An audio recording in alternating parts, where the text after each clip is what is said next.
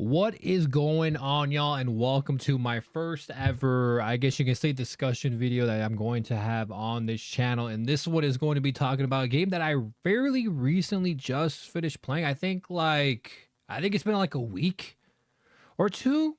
I don't know. Since the moment recording this video, not the moment it's uploaded, the moment I'm recording this, I think I beat it maybe like a week ago or some shit like that.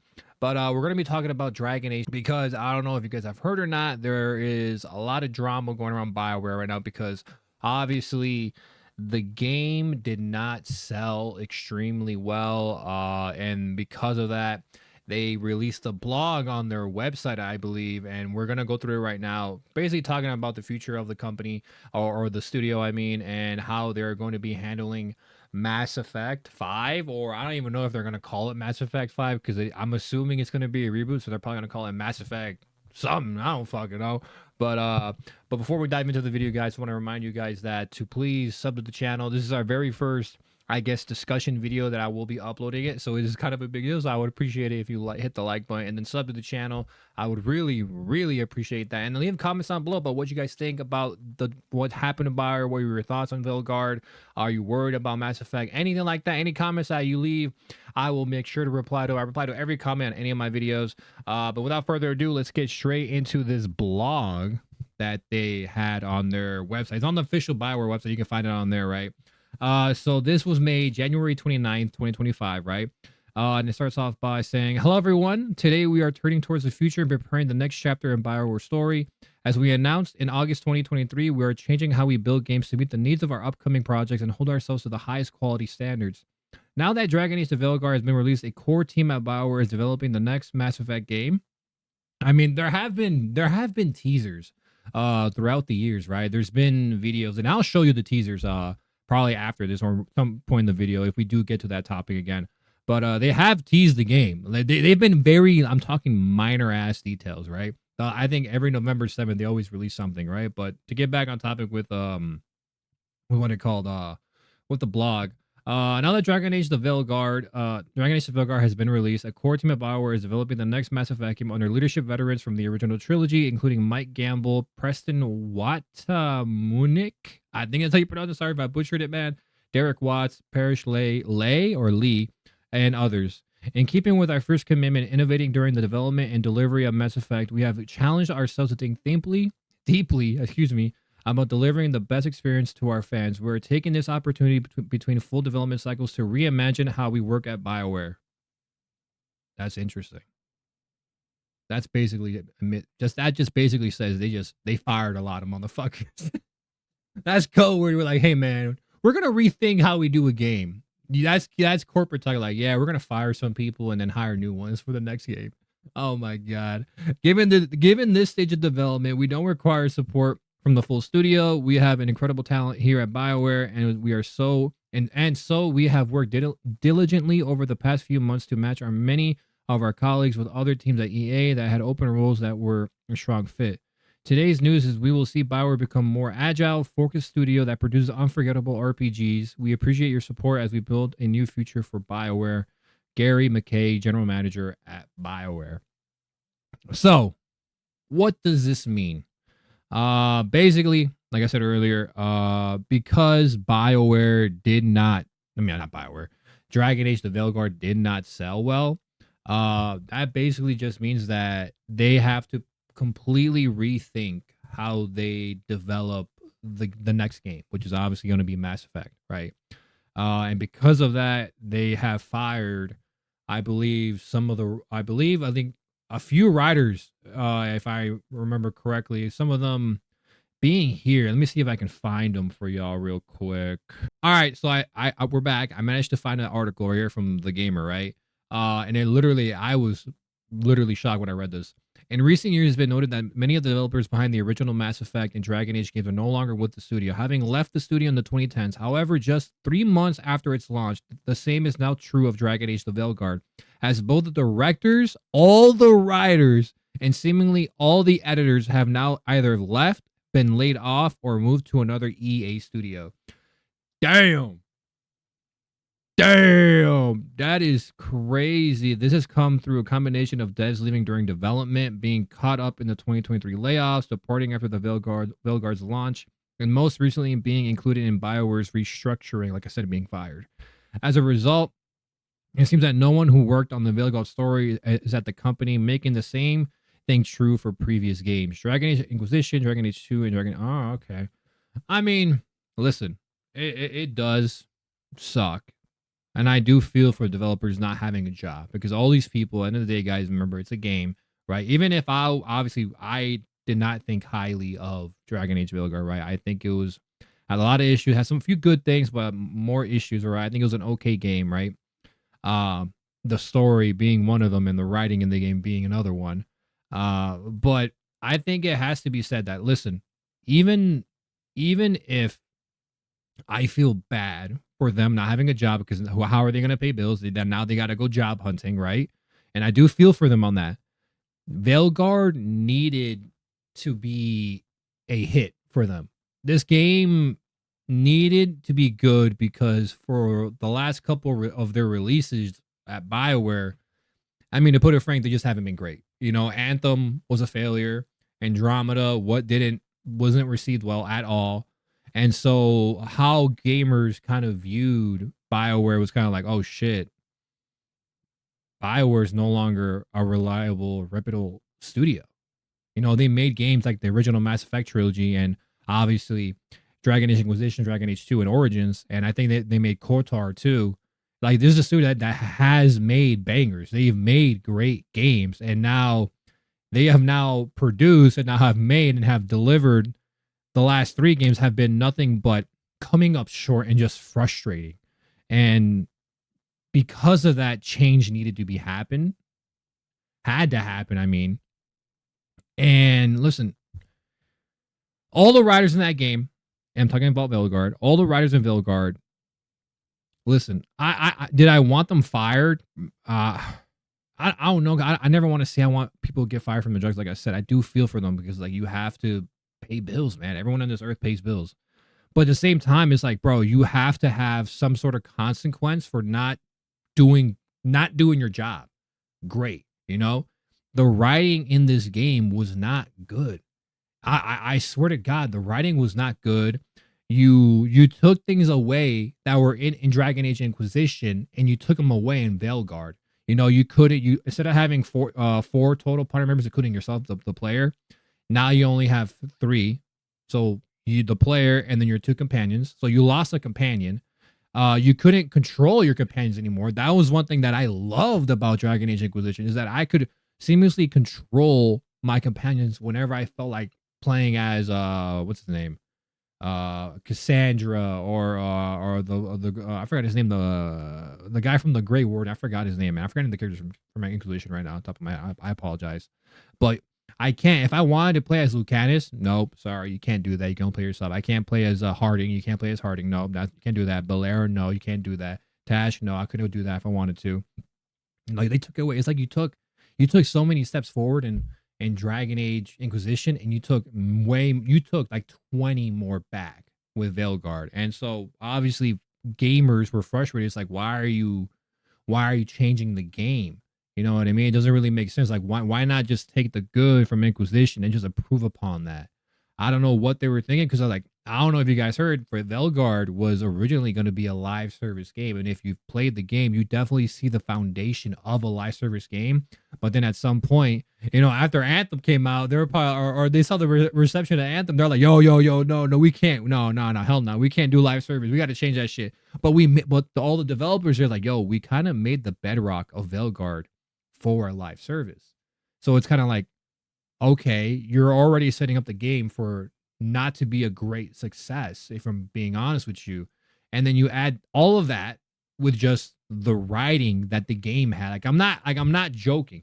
I'm seriously not joking. This game, what's it called? This game did not have good writing. And I can actually pull up a part of my stream where I literally like kind of not pop off crazy, but like pop off and call out like, yo, okay, this is just tiring. To show you I'm not joking, I'm going to show you just a quick clip of the writing that I am sorry about that. a quick segment of my stream. All right, let me see. Let me find it real quick. All right, so I found it, right? All right, here it is. Here it is. By the way, this is my channel. This channel, I should have mentioned in the intro. This whole discussion video and how I plan on doing this channel. This is kind of like my second channel. My main channel is Jawzy right here. Let me actually pull it up again for you guys. I sorry for this abrupt like interruption in the middle of the video. I do apologize for that. But this is my channel. My initial impressions. Shut up. This is my main channel. I'm gonna have it linked in the description. This is where I play all the games that I talk about, or maybe just talk about the drama. I can't catch every game, guys. I work a full-time job. I work 40 to 45 hours every damn week. All right. I work at a warehouse, so overtime comes like it's basically normal for me, right?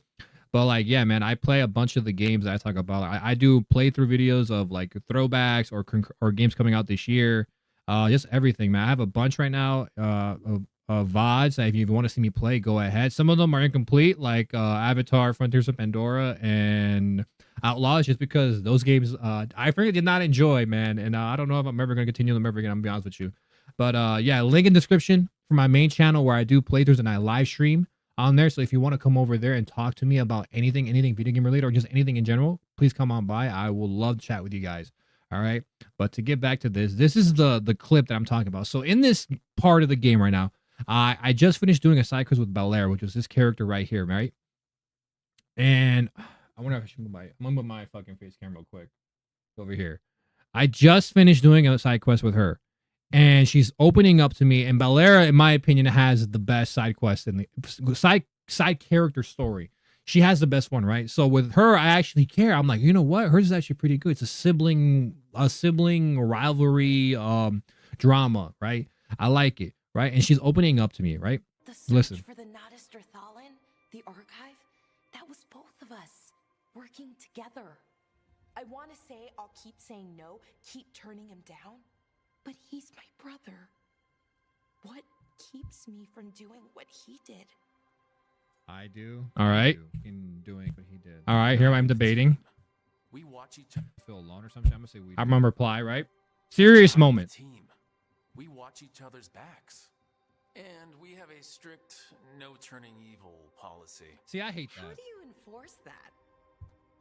Like, I should say, like, we're having a nice, like the convo and the dialogue was cool, right?